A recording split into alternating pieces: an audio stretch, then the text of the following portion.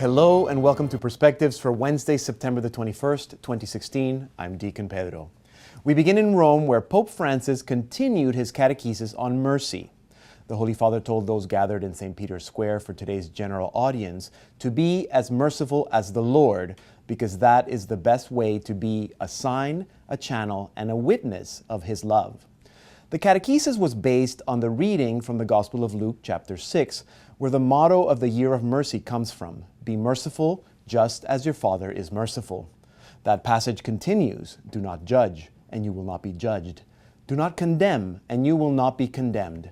Forgive, and you will be forgiven. Pope Francis challenged us to forgive because all of us have been forgiven. Why should I not forgive the other, he said. Am I greater than God?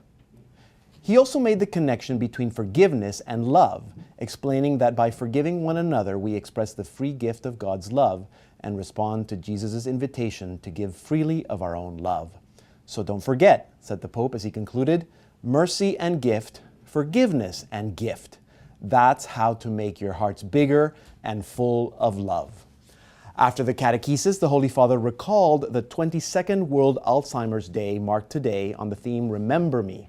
He invited all those present to remember those who are affected by the disease and their families. And here in Canada, every year, the Canadian Catholic Organization for Development and Peace launches a new campaign to help engage us in action that reflects the Church's social teaching. And to tell us about this year's campaign, I am now joined by Luke Stocking of Development and Peace. Luke, thanks for coming in. Always great to see you. So this year, we're focusing on agriculture. What's this year's campaign?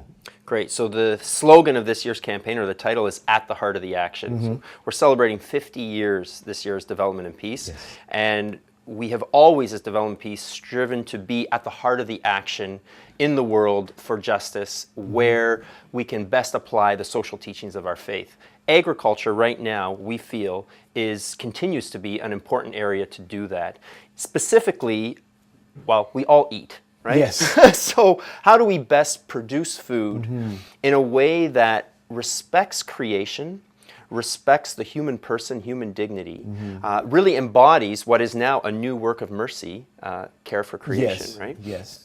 How do we do that? And we want to communicate in this campaign a vision for how we do that, specifically a vision of producing food using principles of agroecology and support for small family farming. Right. Now, to do that, Yes. we have an educational dimension where we're telling people about what this vision of small family farming and agroecology is all about. And then on the action front, we're asking the federal government to put $2.65 billion.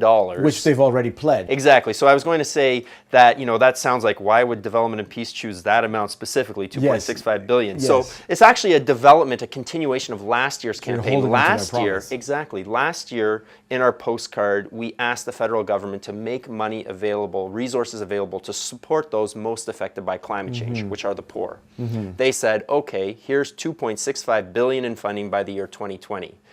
We don't want them to forget about that. Yes. So we are hoping to send, hundreds of thousands of postcards to the Prime Minister's office to remind them of that commitment and say, great, $2.65 billion, here's what we think you should do with it. Right. So access to land, access to the training and skills development they need to be able to farm in the most ecologically sound way possible to feed their communities, all of us, and save the planet at the same time. Good. So education and action, got action it. cards. Sign the postcard. Absolutely. Have you signed it yet? I know, but I will as soon as we're Good. done here. Thank you, Luke Thank Stocking you. from Development and Peace.